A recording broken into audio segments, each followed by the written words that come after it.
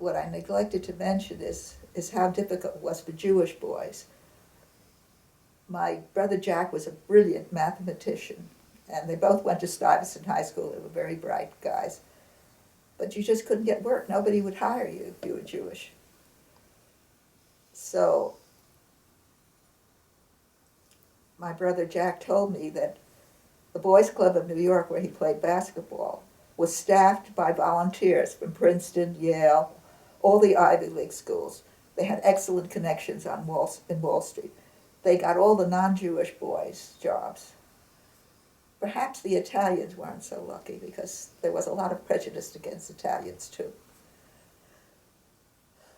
And my brother, who was probably the most brilliant of all in terms of mathematics, and who eventually became a stockbroker later in life, couldn't get work, so they had to look elsewhere.